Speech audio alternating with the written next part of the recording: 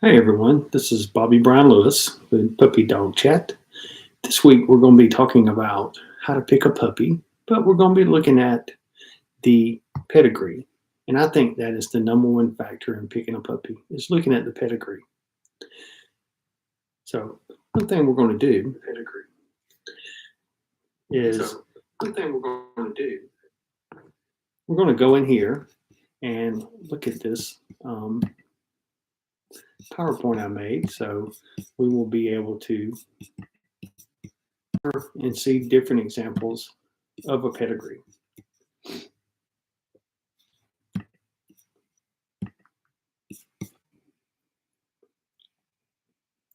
So the first thing we're going to do is how to pick a puppy. The pedigree to me is the number one thing in picking a puppy because what you're observing as a puppy at 6 weeks, 7 weeks, 8 weeks, 9 weeks, 10 weeks is puppy behavior. So you're really not seeing how that puppy is going to be as an adult. Yes, there are some signs we can see by looking at a puppy, but probably not. Your best bet is going to be to rely on a pedigree of a dog in the past. When you look at a pedigree, these are some titles that could be on. Need to recognize what these titles are.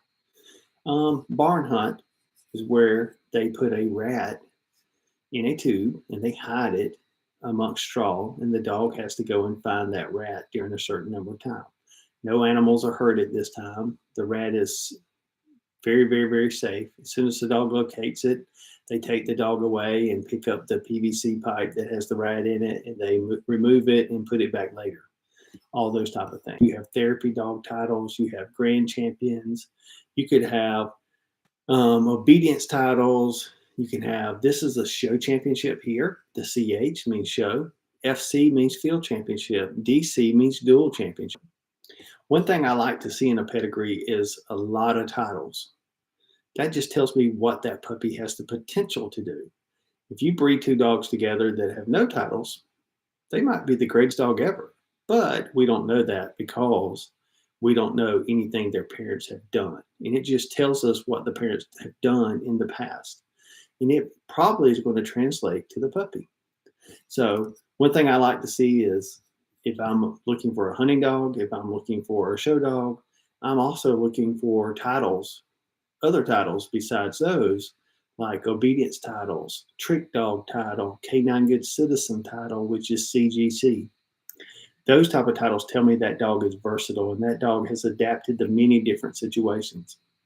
One reason I really like to see a championship title is tells me is that the dog is meeting the AKC breed standard for that dog in conformation. That means they are appropriately put together would be a nice way. Certain breeds should be square looking, certain breeds should be a rectangle shape, certain breeds, there's a whole conformation you can read about all the different breeds that they must have.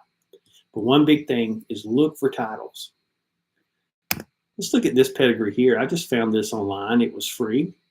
If we notice in front of all these dogs' names, we don't see any championships. I don't see any CH. I don't see any FCs. I don't see any DCs. So in front of the name, that might be what you're looking for. Now, if you see something that says national championship, then that would be in the front, and it's probably going to be NFC. In this pedigree, I don't see any of that. And after the name, I don't see anything that says K9 Good Citizen, CGC, JH would be a junior hunter. CD would be like an obedience title. Trick dog title would be like TKN, I believe. Oh, I do see one right here. It says MH. That tells me that dog, this dog, 1, 2, 3, 4 generations back, which probably has no relevance now, was a master hunter, which is a great title. It takes a lot to become a master hunter.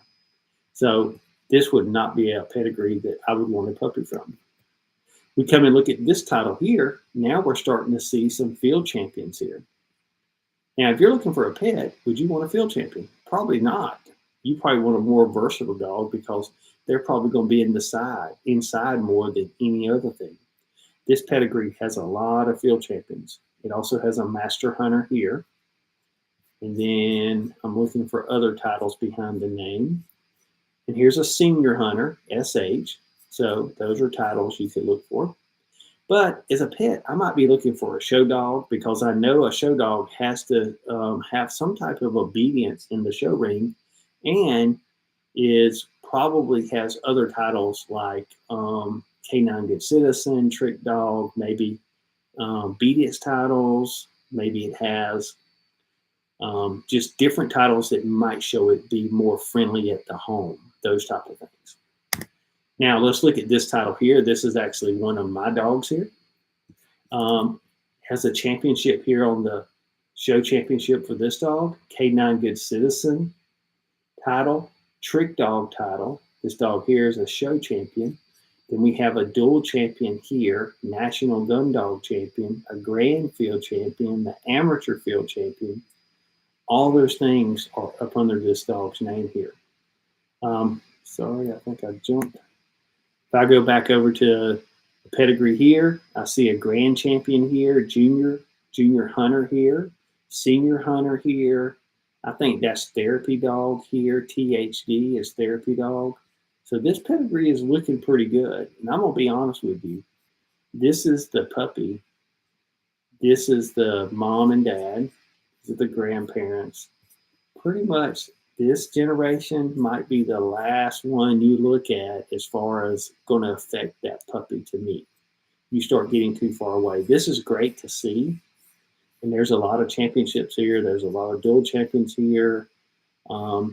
These type of things. And I know this bloodline so good. I even know what this dog, that Carolina Peanut is. So I know that's a famous dog back in the day. It doesn't have any titles, but it was the mother to a lot of great dogs. So the pedigree is key to me, because you're picking on how that puppy's acting today. That puppy could be feeling good and has never done that before. Believe me, as someone who sold puppies, I've seen a puppy show out when someone comes and they pick it. And that, to me, that puppy never did that kind of behavior the whole time, except for the day that person came. So maybe it's just their puppy. But best thing to do is start with good pedigrees, and now you've got a better chance of being very successful. Another pedigree here. This is another dog of mine. It's pedigree. You see this is Grand Show Champion here. Also dual champion here. Dual champion here. Dual champion National Gun Dog Championship. And then as we get farther back, we can see more championships. And behind their name, you might see some championships too. Here's a Senior Hunter. CD, I believe, is like a companion dog. It's like obedience. So some really great pedigrees here. Now, we're going to end our episode today just talking about pedigrees. Our next topic is going to be on how to pick a puppy, looking at health testing. All these pedigrees are great. Great. Pedigrees are great.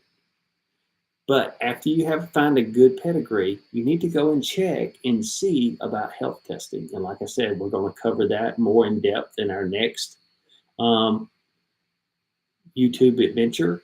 But for today, just to give you a little bite of what we're going to be talking about, we're looking for OFA. Some pedigrees have OFA. So we see OFA 24 months was good. That means the hips.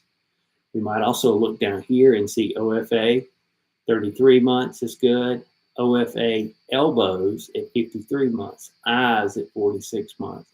All that stuff is going to tell us what type of health testing. So that's going to be a lot more in depth than that as we get into our next episode of how to pick a puppy using health testing. If you would, share our channel. Also share our videos. Hit that subscribe button so we can get the engagement up. Also hit the like button and share this with people. It just gives them great advice on how to pick a puppy. Next time, come and see us. We're looking forward to doing this channel. We've had a lot of requests to do this.